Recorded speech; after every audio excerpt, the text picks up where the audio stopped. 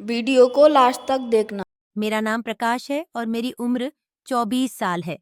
दिखने में काफी स्मार्ट हूँ। लड़कियां तो मुझ पर जान चढ़कती हैं। जो भी लड़की या भाभी मुझे एक बार देख ले, वो मेरे प्यार के लिए तरसने लगती है। कुछ टाइम पहले की बात है, मेरी कंपनी के डायरेक्टर ने अपने बंगले पर एक शानदार पार्टी दी थी। बड़ी रौनक थी पार्टी में। एक से एक बढ़कर बड़े लोग पार्टी में शामिल हो रहे थे। थोड़ी देर में मेरी नज़र एक काफी अमीर आदमी पर पड़ी, जो अपनी पत्नी के साथ लोगों से मिल रहा था। वो आदमी 40 से 42 साल का होगा और उसकी बीवी स्वर्गलोक की अप्सरा से कम नहीं लग रही थी। वो औरत मेरी तरफ काफी ध्यान से देख रही थी। उसकी और मेरी नज़र बार बार एक हो रही थी। उसके शरीर की बनावट देखकर लग रहा था कि उसको भगवान ने काफी समय देकर बनाया होगा। उसका कद 5 फुट 3 इंच था। रंग गोरा और फिगर का क्या कहूँ, वो तो देखने दिखाने लायक थी। और उसको देखते ही मेरे अंदर हलचल सी मचने लगी। उसने काले रंग की पारदर्शी ड्रेस पहन रखी थी, जिसमें वो किसी हूर की परी से कम नहीं लग रही थी। मेरी नज़र उस पर से हट ही नहीं रही थी। लगातार मैं उसकी ओर ही देखता रहा और वो भी मुझे देख रही थी। मेरा क्या कुछ से अपाओ की पार्टी में कहीं ध्यान नहीं लग रहा था। मुझे इस तरह देखकर वो औरत मन ही मन मुस्कुराने लगी। मैं देख रहा था कि सब लोग इधर-उधर बातें कर रहे थे, पर उस औरत की नज़र अभी मेरी ही तरफ थी। ये देखकर मेरा दिल हिचकोले खाने लगा। फिर उस औरत ने अपने पति से कुछ कहा और सोफे पर बैठ गई और एक शरबत का गिलास लेकर चुस्कियां लेने लगी। मैंने भी एक शरबत का गिलास लिया और चुस्कियां लेने लगा। मैं जहां पर खड़ा था, वहां एक वेटर आ रहा था। मैंने उसको देखा नहीं और उसके साथ मेरा गिलास टकरा गया, तो सारा शरबत मेरी पैंट और शर्ट पर गिर गया। वह वेटर तो सॉरी बोलकर चला गया, पर मेरी पैंट और शर्ट खराब होने के कारण मैं बाथरूम में जाकर अपने कपड़े साफ करने लगा। थोड़ी देर में मैंने देखा कि वो औरत बाथरूम की तरफ आ रही थी। बाथरूम में मेरे अलावा और कोई नहीं था।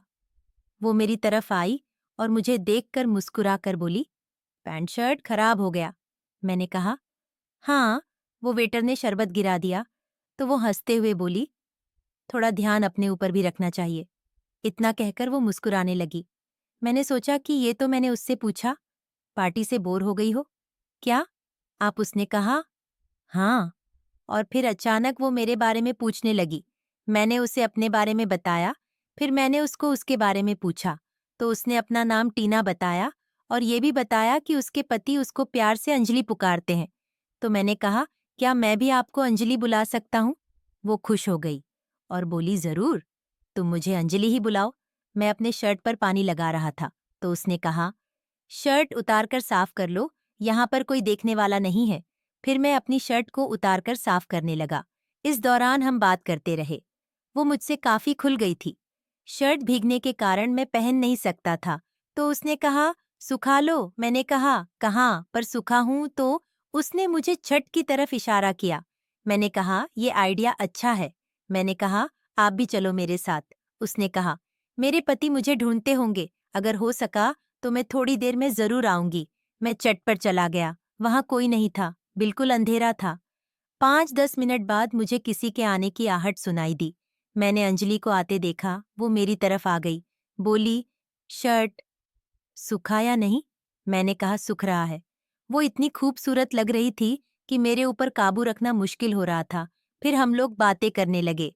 इतने में मुझसे उसका हाथ छू गया, तो मैंने उसको सॉरी बोला। वो बोली, सॉरी क्यों बोले, इसमें शर्माने की क्या बात है? मैं तुरंत ही समझ गया कि उसने हरी झंडी दिखा दी है, तो मैंने भी प्यार से उसका हाथ पकड़ लिया। उसने मुझे कुछ नहीं कहा, तो वो मेरी बाहों में समाने लगी। मैं समझ गया कि ये अंजलि काफी चलबुली है। इससे पहले कि हम दोनों के बीच कुछ होता और मुझे बोली जाना होगा, मेरे पति जा रहे हैं। फिर उसने मेरा मोबाइल लेकर अपना नंबर डायल कर दिया और कहा, मैं तुम्हें कल फोन करूंगी और तुम्हें हर हाल में आना होगा। इतना कहकर वो बाय बोलकर निकल गई। इतने में मेरी शर्ट भी सूख चुकी थी। मैं भी शर्ट पहनकर नीचे आ गया। फिर मैंने पार्टी में खाना खाया और घर आकर सोने की कोशिश करने लगा, पर नींद कहाँ से आने वाली थी। आंखों में वही अंजलि शोक हसीना दिखाई दे रही थी। फिर मैं उसको याद करके सो गया। दूसरे दिन मैं ऑफिस चला गया था और ऑफिस के काम की वजह से टाइम पास हो गया। तकरीबन शाम को 8 बजे मेरे मोबाइल पर घंटी बजी और नंबर दूसरा था। मैंने हेलो बोला तो सामने से सीधा जवाब आया। मैंने जवाब दिया, ठीक हूँ।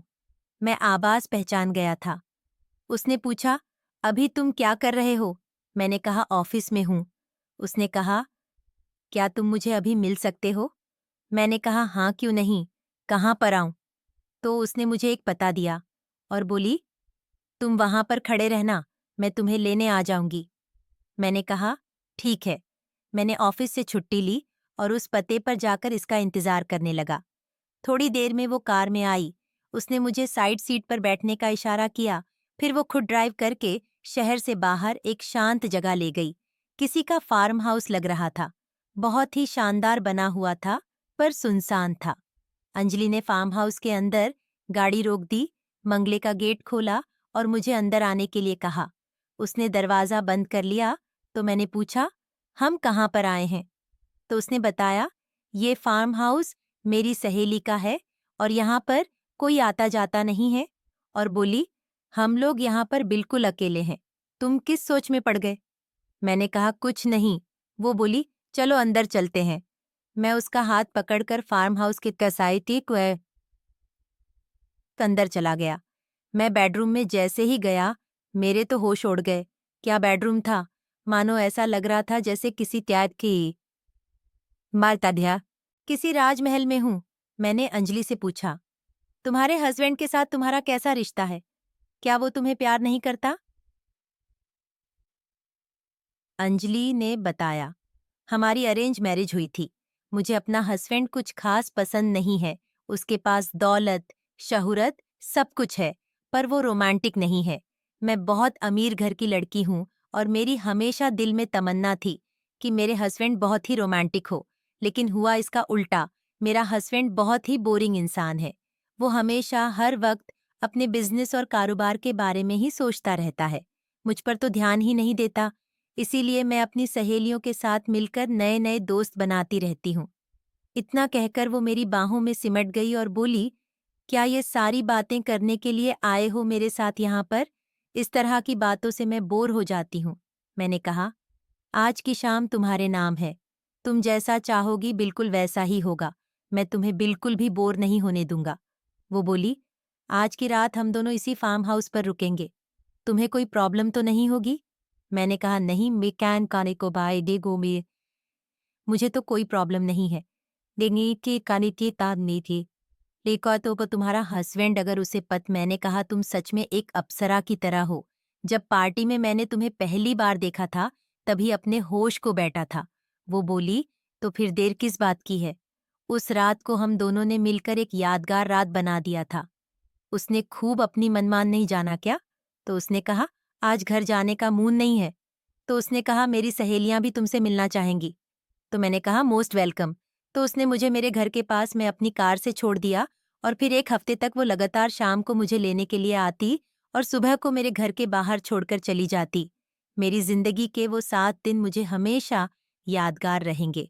तो दोस्तों, ये थी आज की कहानी। कहानी आपको कैसी लगी? हमें कमेंट करके ज़रूर बताएं। कहानी अच्छी लगे तो लाइक करें, शेयर करें, सब्सक्राइब करें। धन्यवाद, मिलते हैं। हाँ तानी। ऐसी कहानी सुनने के लिए इस चैनल पर बने रहें। ऐसी कहानी सुनने के लिए इस चैनल पर बने रहें।